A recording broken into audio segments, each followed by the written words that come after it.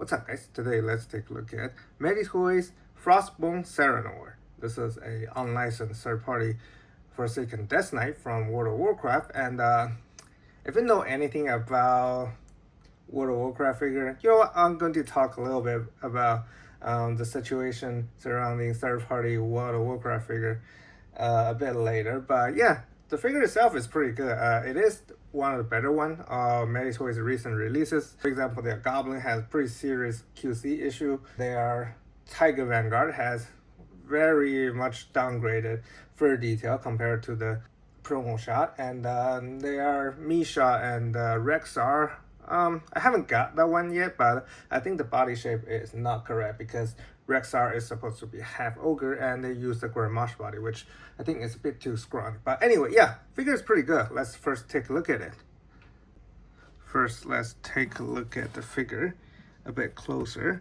And you know what? Let's take a look at the face first. It is very gnarly looking. Missing teeth, the blood around the mouth. Very nicely painted, the shadow around the eyes, and you can see the wash, bring out all the details, the scar. The hair is, there is a noticeable gap because the hair is, as per usual, is removable, and the hair detail is, it's okay, could be a bit better,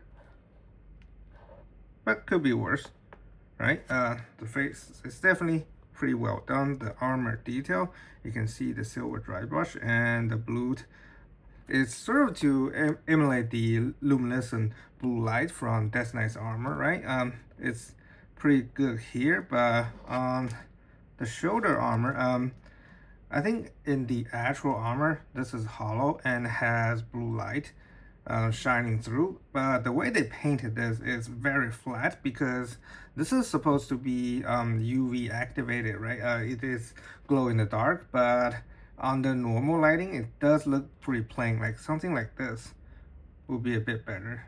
The way you want to paint, you know what, let's zoom back a little bit. The way you want to paint this kind of stuff without the worry about the glow in the dark is that you need to paint the middle section white, so to make it look like it's glowing, right? But yeah, everything else is pretty nicely done. You can see the blue wash between the armor creases to emulate the blue light. Pretty cool looking. The full armor, considering these are all soft PVC, the detail is pretty good. Okay, there's another strap of armor on the bicep. The skirt armor piece, the blue wash and dry brush. These are cloths, not wired. Let's take a look at the back. Chainmail. Could do with a bit more silver dry brush. And you can see the back of the skirt also has wash and dry brush on it. So that's pretty cool. The joint, the base body is the same with their, was it Necromancer / Warlock. So the joints are also bone because, you know, it's what Forsaken look like in the game, right? The shoulder, the knee and the armor piece. My cat is harassing me. The shin armor, right? And the feet, and as per usual, all of their armor except for the chest is molded, can be removed. So if you want to take it off, as you can see, just loop around the body. And as you can see, even though it has fully armored, the body is still fully painted and washed, so that's pretty nice. Yeah, very nice looking figure, which is pretty typical of Mety Toyz. They have been, I think some of the recent figure compared, for example Grimoire compared to their Kagas, is a bit of a downgrade in terms of paint job, but this one is, yeah, does not disappoint. It's a very nice looking figure. Let's take a look at his articulation. The head can look all the way up. That's pretty good. Look down. Looks a bit dislocated, but that's fine. Tilt, pretty good. And rotation. The shoulder armor is on a ball, so can go out of the way like this. Arms can rotate 360. It's going to be hindered a little bit and can raise a bit over 90 degrees, right? No butterfly joint, so the butterfly range is going to be limited. Bicep swivel. Let me put this one up a little bit. Double jointed elbow. Not the best looking elbow, but it's functional. And ball hinge wrist. Torso. Ooh. Diaphragm joint is kind of tight. Oops, you know what? Get this two out of the way and go back. Side. Rotation 360. Yep. Waist joint. Back. A little bit. Side. And rotation. So combining with two joint. Yeah. Pretty good. And the back. Some bit gappy here, but the armor piece hides it a little bit. Can go back this much. Side, pretty good. Hip joint, just a typical reversed T-shaped joint, right? No drop down. Kick 90 degrees. Can connect, yep. Kick 90 degrees, but have to kick to the side. Back, not at all. Side, almost 90 degrees. The skirt armor is just glued, not on a joint. Side swivel, there's no dedicated side swivel. It's like a Mavic. The side swivel is in here. Double jointed knee, again, not the best looking knee, but it is functional. Ankle go back, not very far. Forward is okay.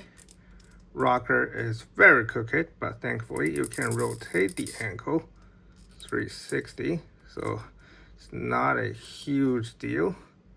And toe joint is, oh, it's actually pretty tight. Oh god, pretty tight, and place it nicely and scoped it nicely, so that's good. Since this is a Forsaken character, they usually have pretty poor posture, right? So usually they shouldn't stand up like this. They should be like this, and he can achieve it pretty nicely, so that's good. The only thing that I don't like is lack of butterfly joint on a weapon wielding character. It's going to limit the posability of it. Let's take a look at his accessories.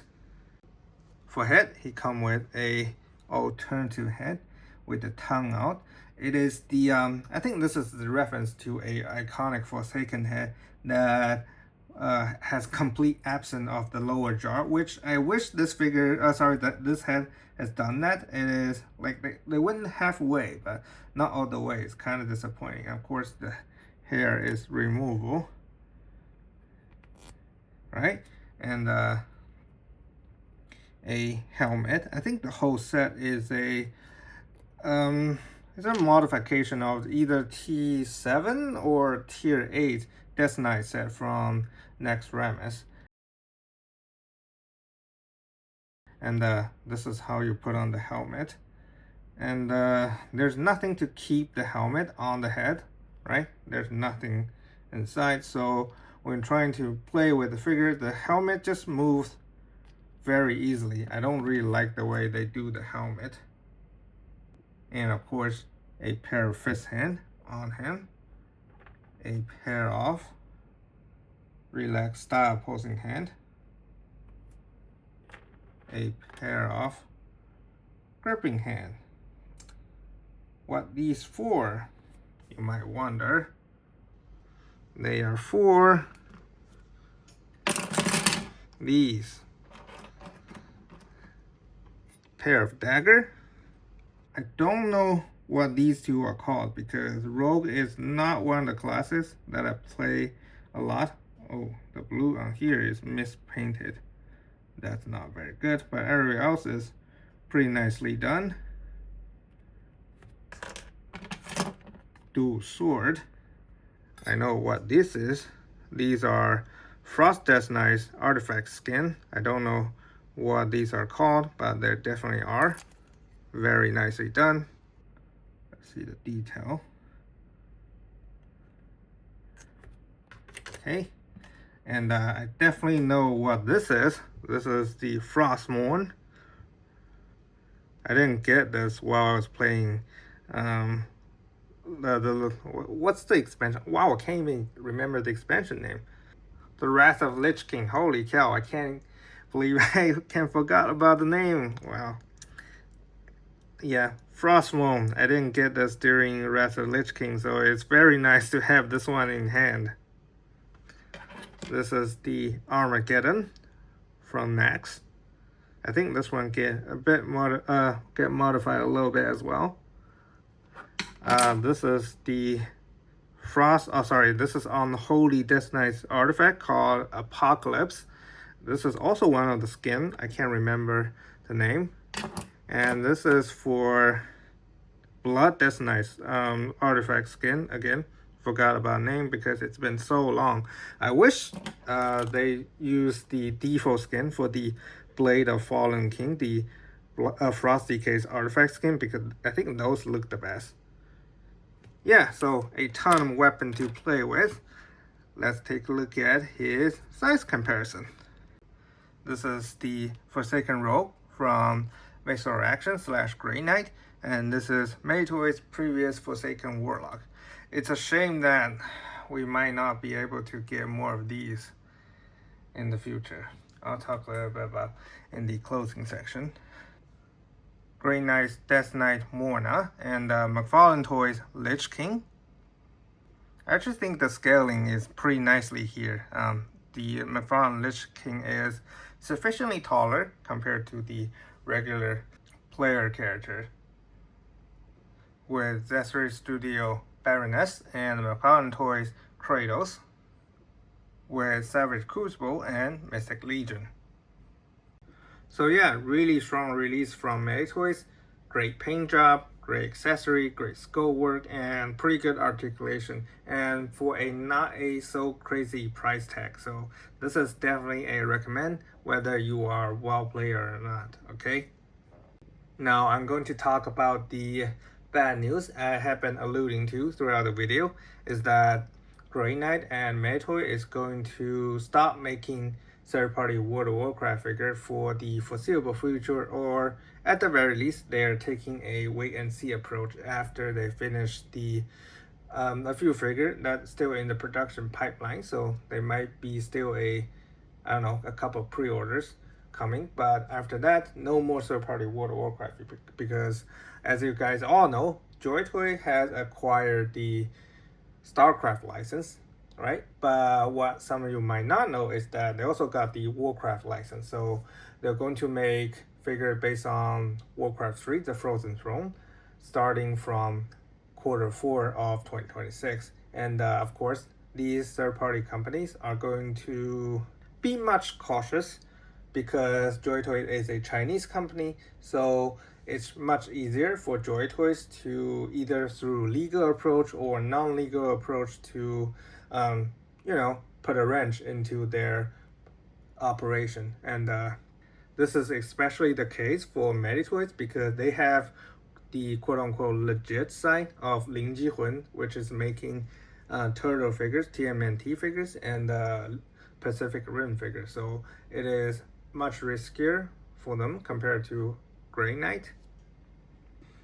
And of course there's Toyz, which I don't really have any information, but I imagine they is going to follow suit. And 5K Toyz is making a third-party Sylvanas figure, right? But Fury Toys and Fury Toys 5K is pretty much the same thing. It's a different case because 5K Toys is also making third-party Dragon Ball figures. And if you're making third-party Dragon Ball figures, you're not going to be afraid of a little bit legal and licensing issue, right? So yeah, this is the situation at hand we got right now. It is disappointing, for sure. The 7" /110 Warcraft figure is still going to be continued through McFarlane Toys, but the quality obviously is not going to match these at all.